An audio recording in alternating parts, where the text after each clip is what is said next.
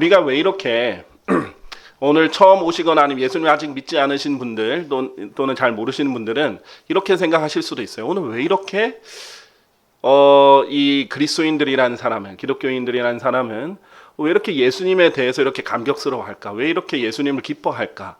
예수님이 와주신 것에 인해서 이렇게 감격스러워할까?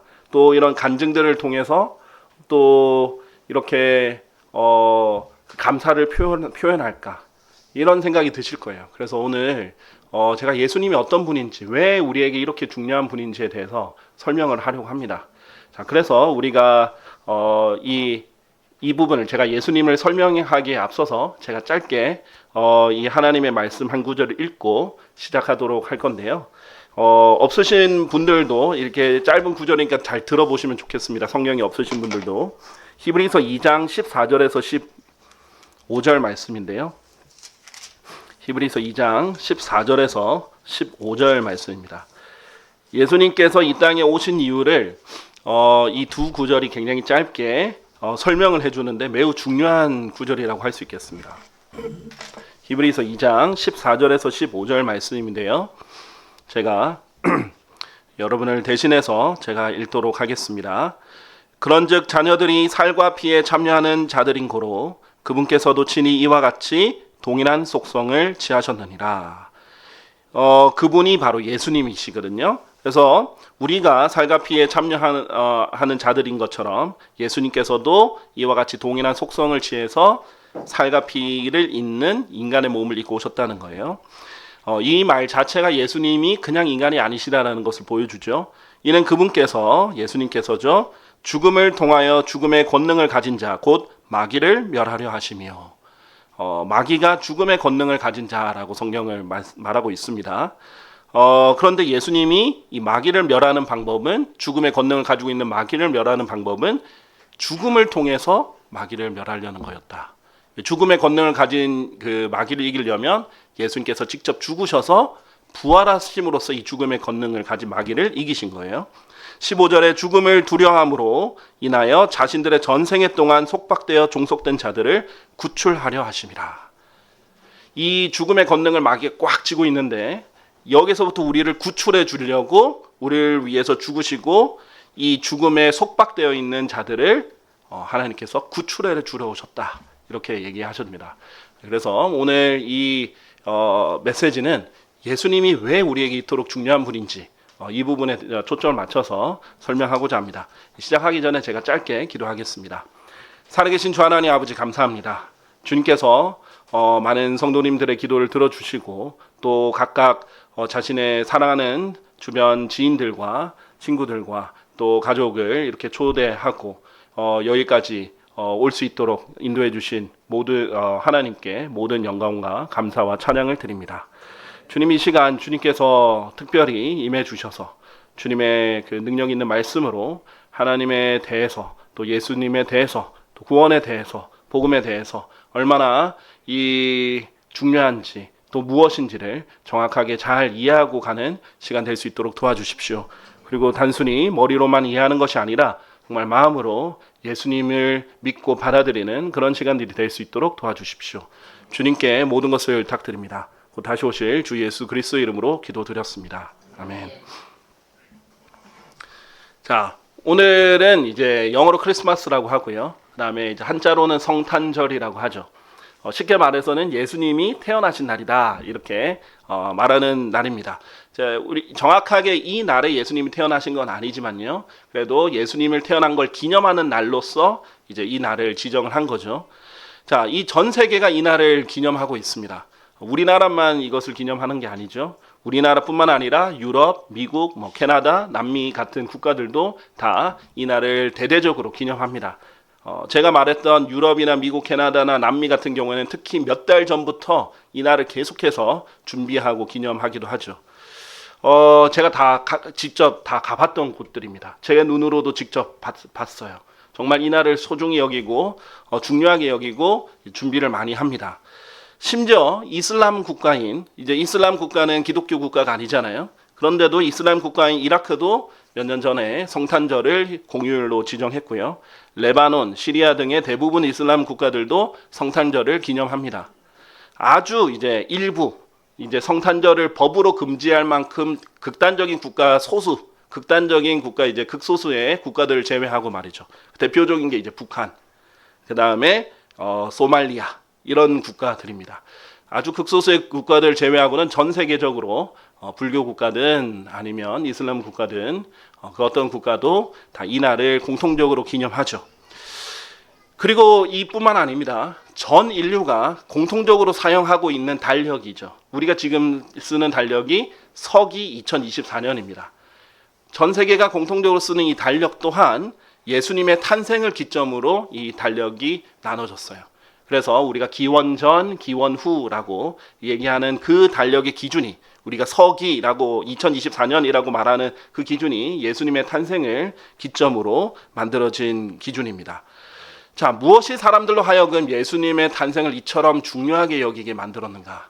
그러니까 적어도 여러분 개인이 아니라 할지라도 세계적으로는 어쨌든 이것을 매우 중요하게 여긴다는 것은 부인할 수 없는 사실입니다. 전 세계가 누구의 탄생을 이렇게까지 중요하게 여기는 적이 없었죠. 뿐만 아니라 세상이 이토록 무엇인가를 공통적으로 이렇게 기념하는 날이 또 있을까 할 정도로 공통적인 날이기도 합니다.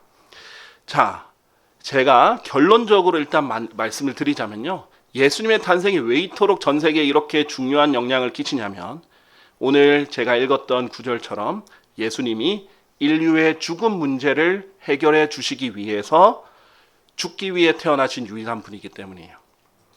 자, 이 부분이 역설적이게도 예수님의 지금 탄생이 결국은 죽음을 위해서 태어나신 탄생인데 이 죽음의 문제를 해결하기 위해서 태어나셨다라고 말씀을 드립니다. 이 세상에 있는 모든 과학자들이 원하는 것이 뭐냐면 과학을 잘 발달시켜서 이 세상의 질병이나 죽음과 가난 등을 없애려고 하는 거예요. 공통적으로 그렇게 하죠. 유엔이 모여서 늘 회의하는 게 뭐예요? 식량 문제, 죽음, 먹고 사는 문제, 질병 문제, 그 다음에 죽음 문제, 수명 문제 이런 것들을 해결하려고 합니다. 모든 사람의 관심사는 결국 죽음과 관련이 있어요. 그런데 중요한 것은 아무도 이 문제를 해결하지 못했다는 겁니다. 지금까지 그 어떤 똑똑한 사람도 그 어떤 기술도 이 문제는 해결할 수 없었고 또 앞으로도 이것을 완전히 해결할 수 없을 것입니다. 자, 그래서 오늘 이 문제를 유일하게 해결하신 분 예수님을 소개해드리고자 합니다. 그리고 이 문제를 해결했다는 것이 어떤 의미인지 또 설명을 드리려고 해요. 일단 예수님께서 우리를 살리시기 위해서 우리의 죽음 문제를 해결해 주시기 위해서 죽으셨다. 역설적이게도 그러셨다라고 말씀드렸는데요. 예수님께서 죽으신 것은요. 그냥 구석에서 혼자 이렇게 침대에 누워있다가 죽으신 게 아니라 모든 사람들이 보는 앞에서 공개적으로 십자가에 달려 죽으셨습니다. 그 죽음도 사람들이 부인할 수 없을 만큼 아주 많은 사람들 앞에서 그렇게 했죠. 적어도 수천 명이 넘는 사람들 앞에서 그렇게 죽으셨습니다. 공개적으로요. 그리고 예수님이 죽으신 것뿐만 아니라 부활하신 것 또한 사람들이 500명이 넘는 사람들이 봤을 만큼 공개적으로 부활하셨어요. 인류 역사상 누군가가 이렇게 공개적으로 죽고 공개적으로 부활한 사람은 없었던 겁니다. 자, 잠깐 심정지가 왔다가 다시 심장이 뛴 게 아니에요. 그래서 이제 성경에서 보면 예수님이 3일 만에 부활하셨다라는 게 굉장히 중요하게 나오는데 심장이 완전히 멈춘 채로 3일 동안 있었다가 그 뒤에 부활하셨다는 거예요. 자, 이렇게 완전히 죽었다가 완전히 부활한 것을 수많은 사람들이 목도한 유일한 사람이 예수님이에요. 그러니까 예수님이 유일하게 스스로 죽음을 정복하고 이기고 부활하신 겁니다. 그래서 마귀가 이 죽음의 권능을 가지고 있는데 이 마귀를 공개적으로 이기고 승리를 선언하신 분이 예수님이라는 거죠. 자, 이 예수님에 대한 예수님 이야기는요. 다른 전설들이나 신화들이나 어떤 종교적인 신화들과는 전혀 다른 특성을 가지고 있어요. 종교적인 신화, 뭐 그리스 로마 신화라든지 어떤 종교 경전에 나온 누군가의 얘기는요. 수백, 수천 년 전에 있었던 얘기를 그 뒤에 있는 사람이 적은 거예요. 그래서 그것을 입증할 수도 없고 그 증인들도 이미 죽은 지 너무나 오래돼서 틀렸다 맞다라고 말할 수 없는 그냥 전설이에요. 그런데 예수님 얘기는 다릅니다. 예수님에 대한 예수님의 죽으심과 부활에 대한 얘기는 그 역사적 증인들, 바로 그 당시에 있던 사람들이 즉각적으로 기록하고 즉각적으로 전했던 역사적 사실이에요. 그렇기 때문에 여러분 수많은 종교들이 있고 그 종교들 중에는 허구도 많고 아니면 신화적 요소라든지 전설들도 많을 겁니다. 특히 뭐 알에서 누가 태어났다라든지 이런 요소들이 매우 많죠. 그리스 로마 신화에 보면 제우스가 그 아버지한테 삼켜졌다가 이렇게 나왔다든지 이게 누가 입증을 하겠어요? 그러나 예수님에 대한 이야기만큼은 그 시대에 있는 사람들이 부인할 수 없는 사실이었다는 거예요.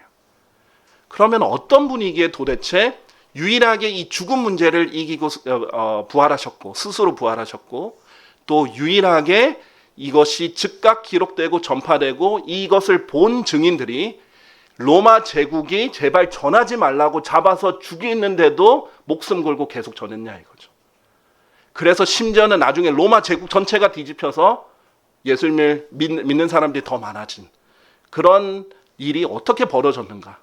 그리고 아직까지 지금까지 예수님을 믿는 사람들은 예수님 얘기를 하면 이렇게 감격적이게 얘기하고 오늘 간증을 들었던 것처럼 개인적으로도 이거 예수님을 믿었을 때 그 생애의 변화와 그 감격을 전하는가. 정말 예수님께는 뭔가 있다라는 거죠. 만약에 여러분이 이러한 사실을 외면한 채 정말 이 세상에서 정말 중요한 제가 단언컨대 말씀드릴 수 있는 가장 중요한 분인 예수님을 외면한 채 알아보려고도 하지 않은 채 여러분의 인생을 살아간다면 여러분 인생에서 가장 중요한 것을 놓치는 것입니다. 오늘 여러분이 여기 있게 된 것은 결코 우연이 아닙니다. 여러분이 여기 있는 이 짧은 시간 동안 여러분이 이 얘기에 집중을 한다면 저는 성경에 있는 그대로 여러분에게 전할 텐데 그러면 여러분이 왜 이분이 이렇게 중요한지를 알게 되실 겁니다. 자, 톨스토이가 이렇게 말을 했죠. 세계적인 문호인 톨스토이가 이렇게 말합니다. 이 세상에 죽음만큼 확실한 것은 없다. 그런데도 사람들은 죽음을 준비하지 않는다. 이렇게 말했어요. 맞는 말을 했죠. 이 세상에 죽음 말고 그거보다 더 확실한 게 뭐가 있을까요? 주식이 확실합니까? 이 주식은 반드시 오른다.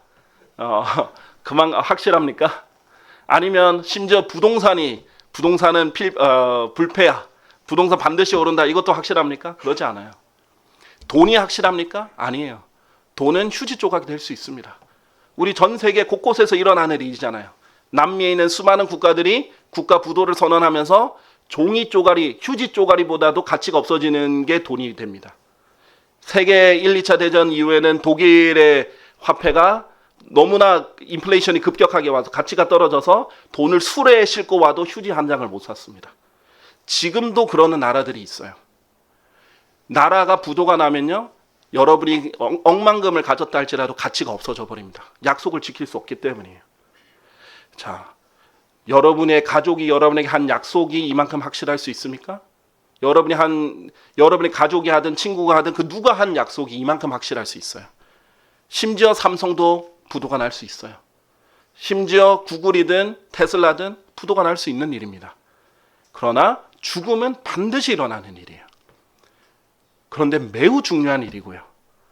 그런데도 많은 사람들이 죽음을 준비하지 않습니다.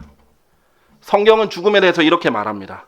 한 번 죽는 것은 사람들에게 정해져 있으나 이후에는 심판이 정해져 있는 것 같이. 자, 성경이 왜 놀라운 책이냐면요. 그 어떤 과학책도 죽음 이후의 일들을 얘기할 수가 없어요. 왜냐하면 과학은 눈에 보이는 실험할 수 있는 것만 뭔가를 증명해내는 도구일 뿐이거든요. 근데 눈에 보이지 않거나 실험할 수 없는 것은 증명을 해낼 수가 없습니다. 근데 죽음 이후는 실험을 할 수가 없어요. 그렇기 때문에 어떻게 얘기를 할 수도 없습니다.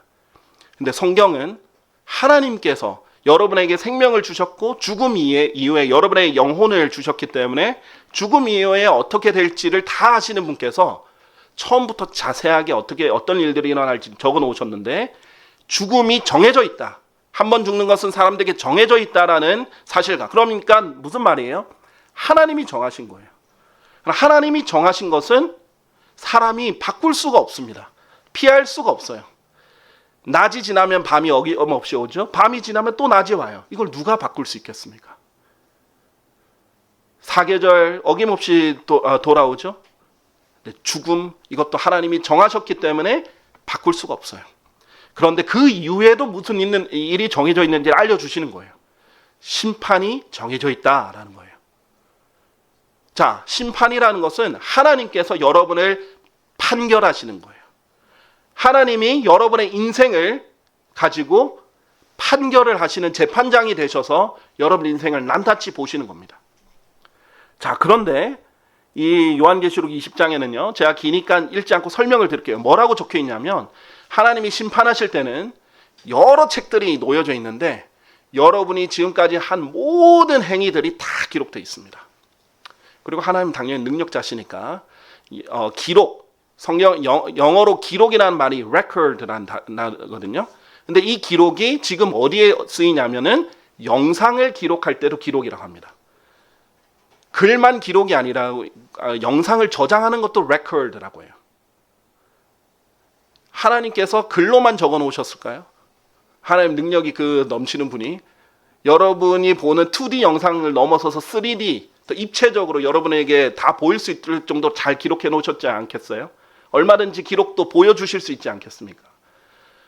CCTV 있으니까 요즘엔 어디 가도 눈이 있다라고 하죠. 하나님은 이미 몇천 년 전부터 주의 눈은 온 세상을 두루다니면서 어디든지 다 보신다라고 했어요. 심지어 인간도 세계 곳곳에 있는 일들을 보고 확인할 수 있는데 하나님이 그렇게 못하시겠어요? 하나님께서 이 책들을 펼치시고 여기 있는 기록들을 다 보여주십니다. 그리고 그 사람이 했던 모든 행위들에 따라 심판하신다라고 했어요. 자, 여러분이 잘한 것도 있겠죠?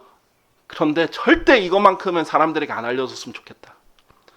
제발 이것만큼은. 이런 것들도 얼마나 많겠습니까? 그런 것들이 다 드러날 때 하나님이 그 죄들을 낱낱이 드러내고 심판할 때 누가 이 앞에서 하나님 저는 죄가 없습니다. 저는 아주 깨끗하고 거룩하고 무죄한 사람입니다. 라고 말할 수 있겠습니까? 그래서 하나님께서 이대로 심판을 하시는데 생명책에 이름이 기록되어 있지 않으면 어디에 던져진다라고 말씀하셨냐면 불의 호수 속에 던져진다. 그리고 거기서 영원 무궁토록 고통을 받는다라고 하셨어요. 자, 불이 얼마나 많으면요, 불의 호수입니다.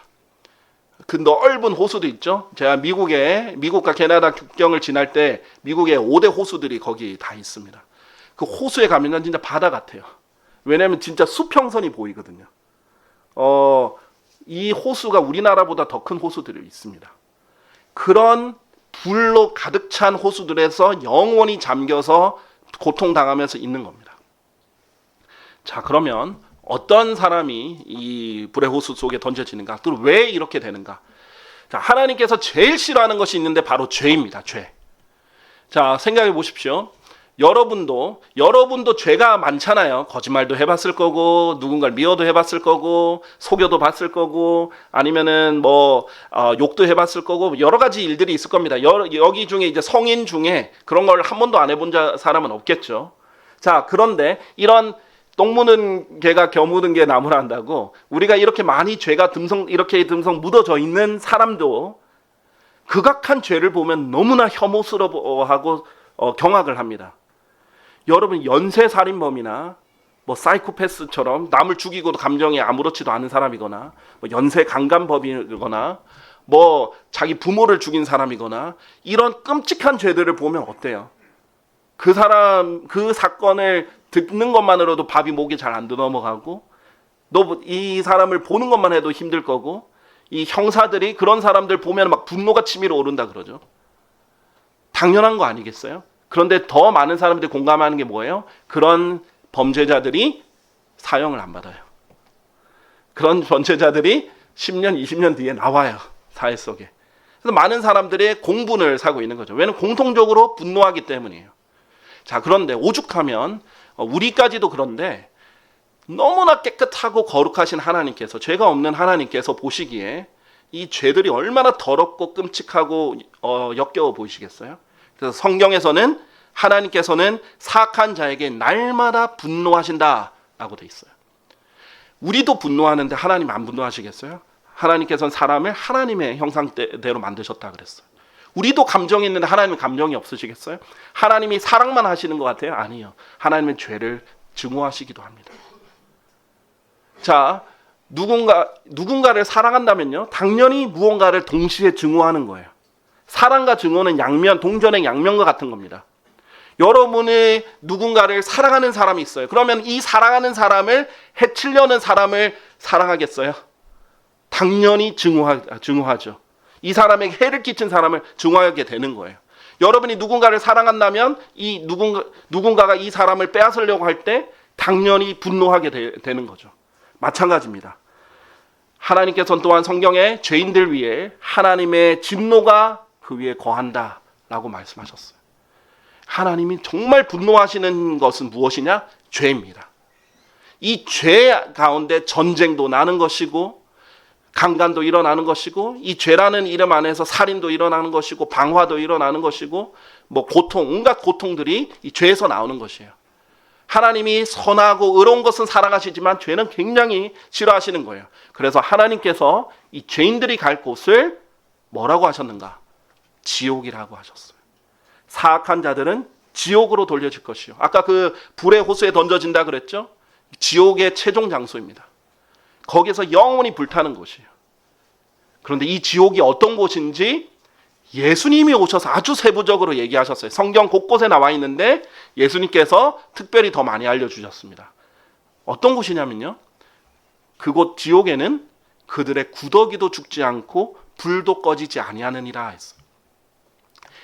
불도 꺼지지 않고 계속 타는 곳, 그리고 구더기조차 죽지 않는 곳, 그리고 이제 나중에 이거는 짧게 설명드리겠지만 그들의 구더기도 죽지 않는다라고 얘기를 했는데 이 사람들이 구더기가 되는 곳, 뒤틀려 버리는 곳, 너무 뜨거워서 그 영혼조차 뒤틀려 버리는 곳, 그런 끔찍한 곳이 지옥입니다.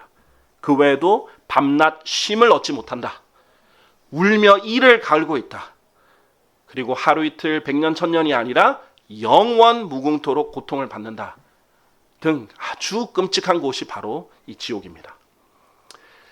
하나님께서 정말 죄를 얼마나 증오하시냐면 이렇게까지 죄인들을 갈 곳을 지옥이라 해놓으신 거죠. 그러면 어떤 사악한 자들이 이 지옥에 갈까요? 자, 성경은 바로 이 죄인이 저와 여러분이라고 하셨어요. 모든 사람이 죄인이라고 하셨습니다.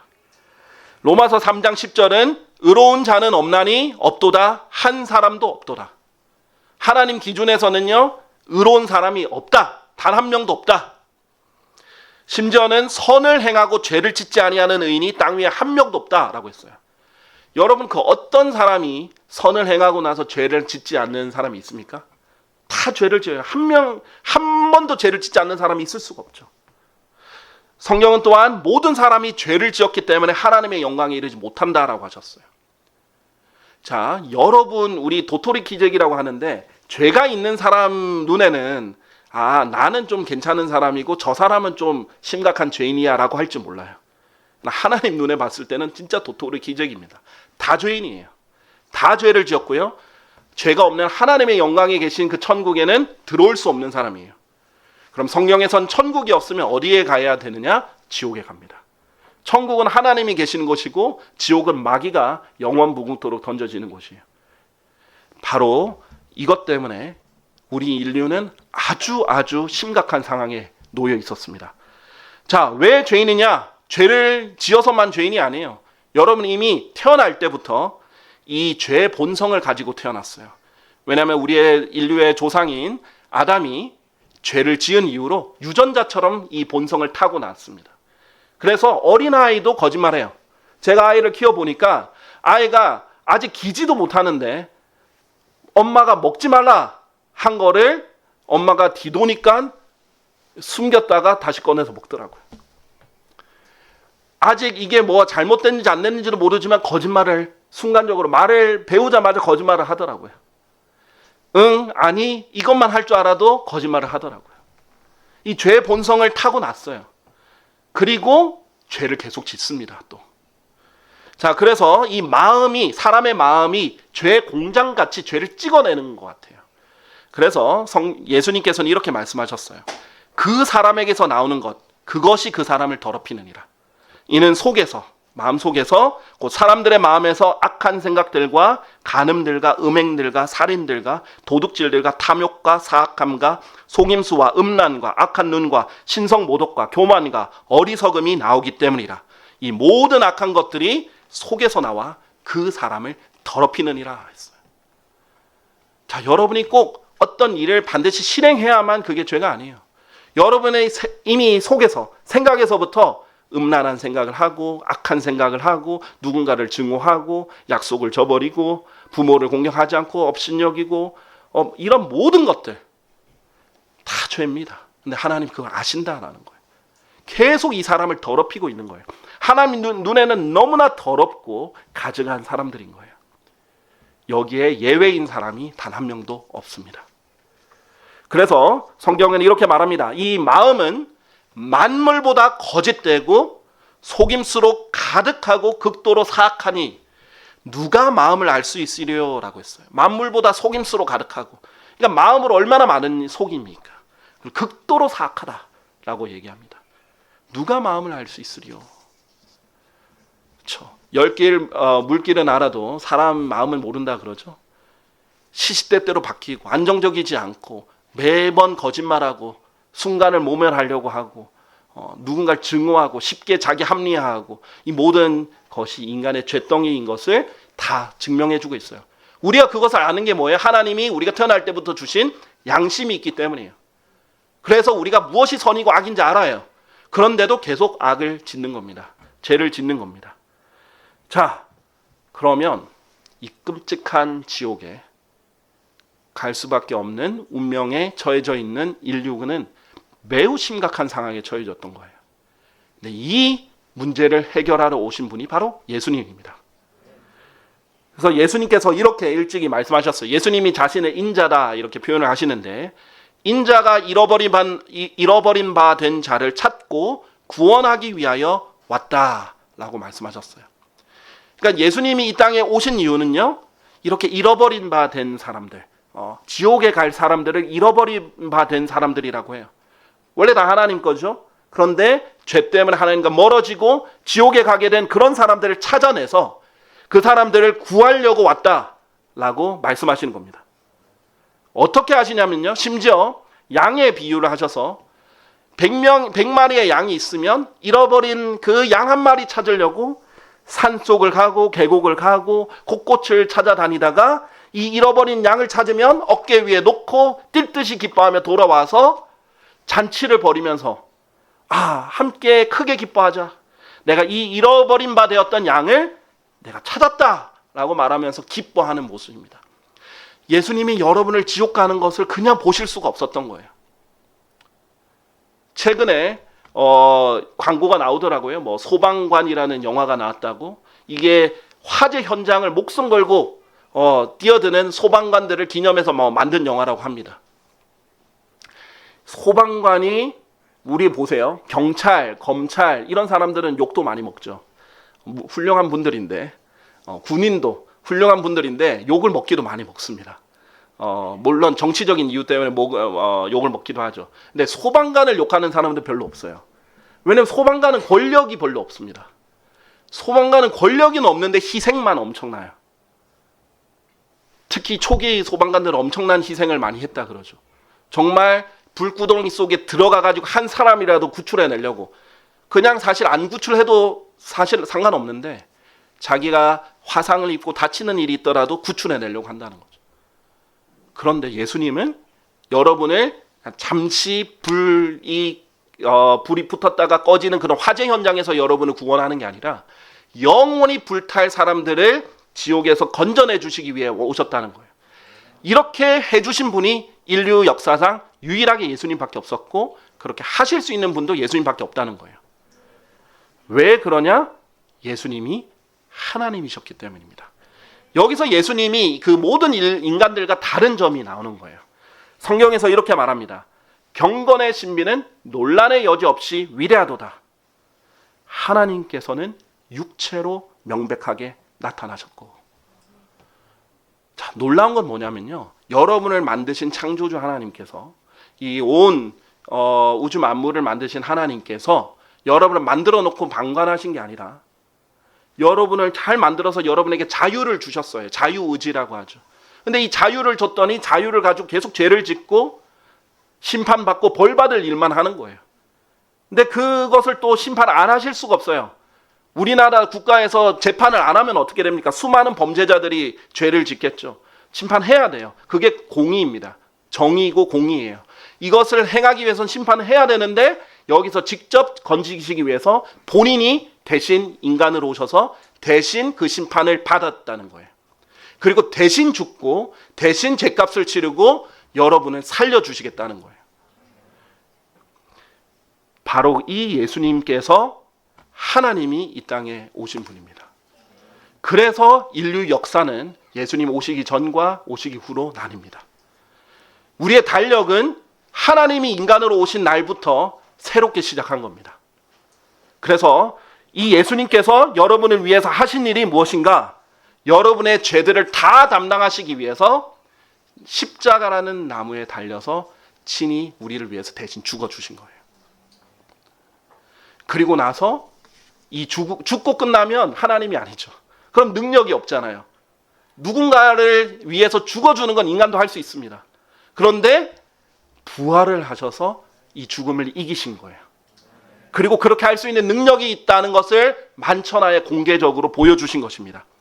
근데 이 모든 사실이요, 그냥 구석에 일어났다가 짜잔 이랬다라고 만들어낸 얘기가 아니라 성경은 구약과 신약이라는 책이 그 구분이 있습니다. 성경 총 66권으로 아주 많은 책들로 엮어진 책이거든요. 한 권으로 묶여는 있지만, 그런데 구약과 신약도 예수님이 오시고 나서와 예수님이 오시기 전으로 나눠져요. 자, 그런데 이 예수님께서 오시기 전에 구약이라는 책들, 유대인들이 계속 기록하고 보존했던 책들에서 예수님이 올 거라는 것을 계속해서 예언을 했어요. 이 예수님을 메시아라고 불렀습니다. 메시아가 올 것을 이 구약책에서 계속해서 적어서, 유대인들의 특징이 뭐냐면요, 매주 회당이라는 곳에서 읽었어요. 자, 그래서 유대인들의 특징은 12지파가 있는데 한 지파가 통째로 이 성경을 기록하고, 그때는 프린터가 없잖아요. 손으로 다 기록하고 보존하는데 힘을 썼어요. 그리고 이것을 열심히 복사하고 쓰면은 어떻게 해요? 곳곳에 뿌려가지고 제사장들이란 사람들이, 이 사람들이 곳곳에서 가르쳤어요. 그래서 이것이 기록되고 나면요, 나중에 바꿀 수가 없어요. 한번 기록되면, 그리고 기록하다가 잘못되면, 실수를 하면 바로 불로 태워 없애야 됩니다. 그래서 공들여서 쓴 그 성경 기록들을 곳곳에 뿌려서 매주 전 국민이 읽었던 거예요. 그래서 바꿀 수도 없고 이것은 모를 수도 없습니다.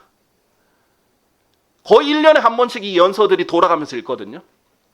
그러니까 이게 바꿀 수도 없고 숨길 수도 없고 다 알려진 사실인데 최소 몇백 년 전부터, 심지어는 예수님 태어나기 1800년 전까지 기록된 그런 성경들이 계속 메시아가 갈 것이다, 메시아가 오면 어디에서 태어날 것이다, 어느 가문에서 태어날 것이다, 누구의 아들로 오실 것이다, 아니면은 어떻게 죽으실 것이다, 어디에 갔다 오실 것이다, 죽을 때는 이런 방법으로 죽고, 장사될 때는, 묻힐 때는 어떻게 묻힐 것이다, 나중에 부활할 때는 어떻게 될 것이다, 아주 상세하게 메시아를 위해서 기록해놨어요.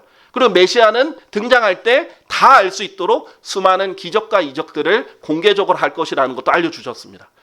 자, 그 대상이 예수님께서 오신 거예요. 그래서 이 성경에서 복음이다, 복된 소식이다, 아주 좋은 소식이다, 이런 뜻이거든요. 복음이다 라고 했을 때 핵심적으로 들어가는 말이 성경 기록들대로 그리스도께서 우리의 죄들로 인하여 죽으셨다는 것과, 이미 우리의 죄를 위해 죽으실 것을 구약에 몇백 년 전에, 최소 몇백 년 전에 다 기록해 놓으셨어요. 그리고 그대로 예수님이 이루셨다는 거예요. 자, 이것이 우연이 될 확률이 통계학적으로 얼마나 되는지 아십니까? 10의 157승분의 1입니다. 공이 157개나 된다라는 거예요. 이 숫자는요, 여러분 감이 안 올 거예요. 공이 157개는커녕 공이 10개만 되는 숫자도 천문학적인 숫자라고 하거든요. 이 확률은요, 우주에 있는 모든 분자와 전자의 숫자를 다 합쳐도 이것이 되지 않습니다. 결코 우연이 아니다라는 것. 통계학에서는 공이 한 10몇 개만 넘어가도 더 이상 우연이 아니라고 합니다. 그 예언이 미리 기록되어 있던 내용이 바로 한 사람에게 동시에 이루어졌다는 거예요. 그리고 그분이 장사되셨다는 것과 성경 기록들대로 그분께서 셋째 날에 다시 살아나셨다는 것이다. 하나님이 미리 얘기하시고 미리 입증하시고 미리 성취하시고 하나님 직접 인간으로 오셔서 다 이루어 놓으신 거예요. 자, 그래서 하나님께서 여러분에게 요구하신 건 하나밖에 없어요. 하나님이 다 이루어 놓으셨기 때문에 여러분을 구하려고 다 이루어 놓으셨어요. 자신의 말이 진실임을 확증하려고 미리 기록하시고 또 자신이 직접 육체로 나타나셨고 또 자신이 직접 그것을 이루시고 여러분을 대신해서 자신이 직접 십자가에 달려 죽으시고 자신이 직접 부활하시고 직접 증거하시고 다 했어요. 이제 여러분에게 요구하는 건 하나뿐입니다. 이 사실을 믿고 받아들이기만 하면 하나님께서 이 지옥에 가지 않고 천국에 갈 수 있는 구원이라는 선물을 값없이 주는 거예요. 선물이에요. 오늘도 여러분 여기 왔을 때 저희가 돈을 요구했나요? 제가 막 바구니 들고 다니면서 헌금 내라고 했나요? 아니잖아요. 아무것도 요구하지 않습니다. 저희는 선물만 준비했어요. 저는 여기 처음 보는 분들도 계십니다. 그런데 뭐 때문에? 사랑하기 때문에. 예수님이 저를 그것보다 훨씬 더 많이 사랑해 주셨기 때문에 저도 여러분을 사랑하기 위해서 선물을 준비했던 거예요. 하나님은 여러분을 너무나 사랑하셔서 선물로 값없이 주려고 자기가 다 이뤄놓고 이것을 선물로 제시하고 믿고 받아들이기만 하라, 이렇게 얘기하시는 겁니다. 그래서 하나님이 이렇게 약속하십니다. 주 예수 그리스도를 믿으라. 그리하면 너는 구원을 받을 것이라. 어디서 구출받는 거예요? 영원한 지옥에서 구출받는 겁니다. 누가 그렇게 할 수 있습니까? 대통령도 못합니다. 과학자도 못해요. 그 어떤 똑똑한 사람도 IQ가 300이 되든 상관없습니다. 못해요. 예수님만 하실 수 있었던 겁니다. 그래서 아직도 전 세계가 이 예수님의 탄생을 기념하는 거예요. 자, 성경에서 이렇게 말합니다. 내가 문 앞에 서서 두드리노라. 예수님의 말이에요. 문 앞에 서서 두드린대요. 지금 여러분에게 이 말씀이 전달되는 것은 우연이 아니에요. 이 말씀이 전달되는가 동시에 예수님께서 여러분의 마음을 두드리십니다. 누구든 나의 음성을 듣고 문을 열면 나는 그에게로 들어갈 것이라. 이것을 예수님을 받아들인다. 또는 한자로는 영접한다. 이렇게 얘기를 하는 거예요. 자, 그래서 지금 이 음성을 오늘 찬양도 있었지만은 피하거나 거절하거나 미루거나 이렇게 했을 때 두 번 다시 이런 똑같은 기회가 있을 거라고는 생각지 않으시는 게 좋습니다. 그러지 않을 수 있어요. 하나님이 오늘 여러분에게 이 인류에게 가장 중요한 이야기를, 중요한 문제를 여러분에게 주신 거예요. 여러분이 죽고 사는 문제 중요하다고 하죠? 근데 이것은 영원히 달린 문제입니다. 이거보다 더 중요한 문제는 없어요. 그래서 성경은 이렇게 얘기를 합니다. 야고보서에서 이렇게 말하는데 너희가 내일 일어날 일을 모르는도다. 그런즉 너희의 인생이 무엇이냐? 그것은 바로 잠시 나타나다가 그 뒤에 사라져버리는 안개니라 라고 했어요. 내일 일어날 일을 모른다라고 하셨어요. 오늘 기도하시는 형제님도 이렇게 말을 했죠. 10초 뒤에 일어날 일도 모른다. 그렇죠. 맞아요. 수많은 사건, 사고들 보면요. 자기가 그렇게 될 줄 알고 사고를 당했던 사람은 아무도 없습니다. 정말 순간적으로 일어나는 것들이에요. 오늘 자다가도 하나님이 숨을 거다가시면 오늘 끝이에요. 꼭 7, 80대만 죽는 거 아니잖아요. 20대도 죽습니다. 30대도 죽습니다. 10대도 죽어요. 하나님이 숨을 걸어가시면 끝인 거예요. 그런데 마냥 자기는 언제든지 계속 살 것처럼, 영원히 살 것처럼, 내일도 죽을 수 있고 오늘도 죽을 수 있고 언제든지 죽을 수 있는데, 태어난 거는 좀 빨리 태어나고 태어난 건 좀 늦게 태어나도 얼마든지 빨리 죽을 수도 있는 건데, 이만큼 확실한 문제를 해결책 없이 살고 있는다는 것 자체가 아이러니한 일이에요. 정말 지혜는 뭐냐면요, 이 가장 확실하고 가장 중요한 문제의 해결책을 갖고 사는 겁니다. 그래서 이 안개와 같은 인생, 내일도 모르는 인생에 있어서 항상 불안하고 어떻게 될지 모르고 아무런 보장도 없고 이렇게 사는 것이 아니라, 이미 인류의 베스트셀러인 성경이, 하나님께서 친히 기록한, 직접 기록한 유일한 책인 성경이, 유일하게 하나님이 기록되었다는 것이 입증된 책인 성경이 여러분에게 약속한 그대로 예수님을 자신의 구원자로 믿고 받아들이면 되는 겁니다. 하나님께서 약속하셨어요. 그분께서는 그분을 받아들인 자들에게 다 하나님의 아들들이 되는 권능을 주셨으니 곧 그분의 이름을 믿는 자들에게니라. 여러분이 예수 그리스도라는 그분을 믿고 받아들인다면 그 이유 하나만으로, 여러분이 나이가 많든 적든, 돈이 많든 적든, 지위가 어쨌든 그런 것은 전혀 상관없이 그 이유 하나만으로 여러분은 절대 죽어서 지옥에 가지 않을 수 있습니다.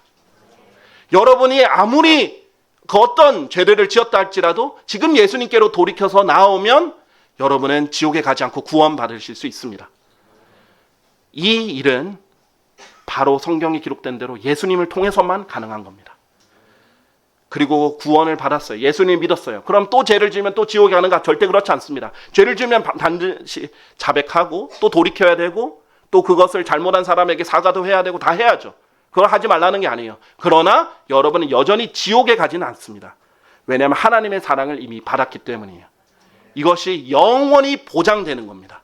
이 구원이라는 것이 영원히 보장되는 건데, 하나님께서 뭐라고 하셨냐면, 내가 확실하게 되기 때문이니 곧 죽음이나 생명이나 천사들이나 정사들이나 권능들이나 현재의 것들이나 다가올 것들이나 높음이나 깊음이나 어떤 다른 창조물이라도 그리스도 예수 우리 주 안에 있는 하나님의 사랑으로부터 우리를 분리시킬 수 없으리라. 여러분이 지금 현재 있는 일들이든 앞으로 있을 일들이든, 그것이 죽음이 됐든 그것이 생명이 됐든 그것은 천사들처럼 초자연적인 존재가 됐든 마귀가 됐든, 그 어떤 존재도 그 어떤 일도 하나님의 사랑을 한번 받아들인 사람들에게서 여러분을 분리시킬 수 없습니다. 근데 이 모든 것이 얼마입니까? 공짜입니다. 세계 최대 재벌들이 5년만 더 사는 것에 몇 조 원도 아낌없이 투자해요. 그러나 여러분에게 영원한 생명을, 그리고 영원히 지옥에서 고통받는 것이 아닌 영원한 안식과 기쁨과 화평이 있는 그곳을 하나님께서 공짜로 영원으로 주시는 거예요. 이보다 더 확실한 말씀이 없고, 전 세계 그 어떤 책도 이보다 확실한 책이 없으며, 그 어떤 일도 이보다 중요한 일이 없어요. 그런데 이 일을 미룬다? 그런데 이 일을 거절한다? 그런데 이것을 거부한다? 도대체 무슨 자신감으로, 도대체 무엇을 믿기에 그렇게 할 수 있겠습니까? 이것만큼 지혜로운 선택이 없는 것입니다. 그래서 저는 오늘 여러분이 예수님을 믿고 안 받아들이고는 저랑 제 개인의 일과는 전혀 상관이 없어요. 여러분의 자유입니다. 그러나 정말 제가 이 사실을 확신하고 믿는 사람으로서 오늘 예수님께서 여러분의 마음을 두드릴 지금 선택하시길 바랍니다. 오늘이 지나고 내일이 돼서 그 다음 주가 돼서는 이제 하나님의 음성이 점점 강하게 들리던 하나님의 음성이 점점 줄어들고, 마귀가 여러분을 혼란하게 만들 것이고, 세상 일과 걱정과 근심으로 여러분의 마음에 짐을 지어 놓을 거예요. 그렇기 때문에 그러기 전에 하나님이 지금 두드릴 때 결정하셔서 구원 받으시길 바랍니다. 네, 우리 다 같이 일어나셔서요. 우리 오늘 하나님의 말씀을 듣고 기도를 우리 함께 할 텐데요. 이미 예수 그리스도를 믿으셨던 분이든지 또는 아직 믿지 않았던 분이든지 그것과 상관없이 여러분 모두가 함께하고 동참하기를 바라는 그런 간절한 마음을 해서 함께하는 기도를 준비했습니다. 오늘 제가 전한 말씀은요, 제 개인의 말이 아니라 성경에 하나님께서 기록하신 성경의 말씀입니다. 그 무엇보다도 확실하게 증명된 말씀들입니다. 이 성경 말씀을요, 여러분이 듣고 하나씩 하나씩 자신을 점검해 보시길 바랍니다. 나는 죄인인가? 자기가 마음속으로 얼마나 추악한 생각들을 많이 했고 얼마나 더러운 존재인지, 자기가 얼마나 거짓말을 많이 하고 얼마나 배신을 많이 하고 얼마나 약속을 많이 어기고 얼마나 교만하고 얼마나 남들을 쉽게 업신여기고 무시하고 얼마나 교만하고 얼마나 마음으로 음란하고, 이런 것들 다 누구보다도 여러분 자신이 솔직해지기만 한다면 아실 겁니다. 그렇다면 죄인은 죽으면 어떻게 되는가? 어디로 가는가? 이 질문에 대한 대답을 이 모든 것을 알고 계신 하나님께서 주셨어요. 죄인은 영원히 불타는 지옥에 간다. 하나님의 진노가 사람 위에 있다 라는 것을 알려주셨습니다. 그러나 그 지옥에 갈 수밖에 없는 죄인인 저와 여러분을 하나님께서 사랑하셔서 여러분을 대신해서 이 땅에 인간의 몸을 입고 태어나셔서 여러분을 대신해서 피 흘려 죽으시고 장사되셨다가 다시 3일 만에 부활하셨어요. 여러분이 이 사실을 지금 믿고 받아들이기만 한다면, 이 예수님을 믿고 받아들이기만 한다면 사람의 약속이 아닌 하나님의 약속이 여러분을 영원히 지옥에 가지 않도록 구원하시겠다는 것입니다. 이 약속을 정말 어린아이처럼 여러분에게 아주 거창한 믿음이 필요한 것이 아닙니다. 내가 나중에 좀 이런 것들 좀 행동을 좀 고치고 나서 나중에 믿을게요. 그런 거 아닙니다. 정말 어린아이와 같이 정말 순수하게 그냥 작은 믿음이라도 되니까, 주님, 제가 죄인 맞습니다. 제가 지옥에 갈 수밖에 없던 죄인 맞습니다. 그런데 이 저를 사랑해 주셔서 저를 위해 죽으시고 부활하신 예수님을 제가 오늘 믿고 받아들이겠습니다. 나는 이 믿음의 고백만 있으면 하나님의 약속에 따라 여러분은 이 구원을 영원히 선물로 받는 것입니다. 그래서 여러분에게 이 예수님을 믿도록 초청을 할 생각입니다. 여러분 자기 자리에서요, 눈 감은 상태에서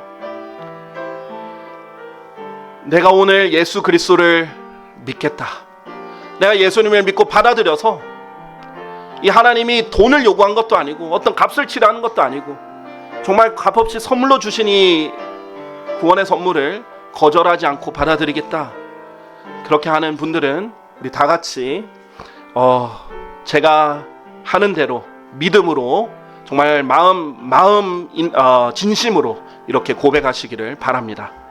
저를 따라 이렇게 고백하시길 바랍니다.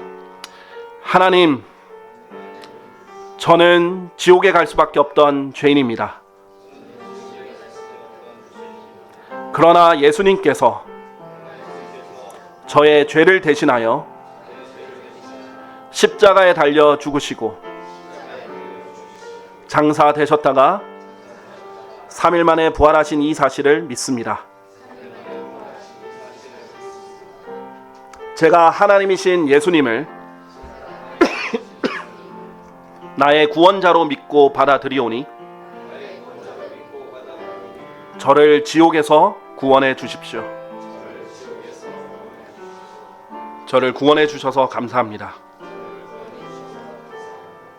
예수님의 이름으로 기도했습니다. 아멘. 아멘. 만일 여러분이 오늘 이것을 진심으로 고백하셨다면, 정말 제가 아닌 하나님이 정말 여러분을 사랑하셔서 한 이 일을 진심으로 믿고 받아들이셨다면, 하나님의 약속에 따라 여러분 앞으로 영원히 절대로 지옥에 가지 않을 것입니다.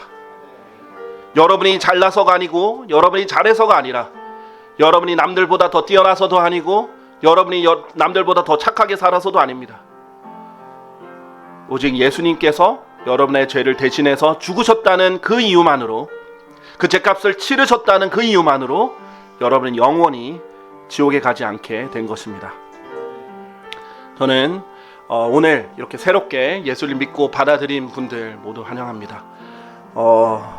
우리 이제 제가 이 예배를 마치는 기도를 할 텐데요. 이 기도하고 이제 찬양하고 마치도록 하겠습니다. 제가 기도하겠습니다.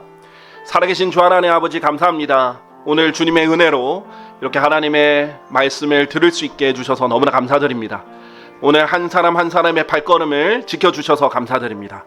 그리고 오늘 복음을 전할 때 잘 이해할 수 있고 들을 수 있도록 주님께서 도와주셔서 너무나 감사드립니다.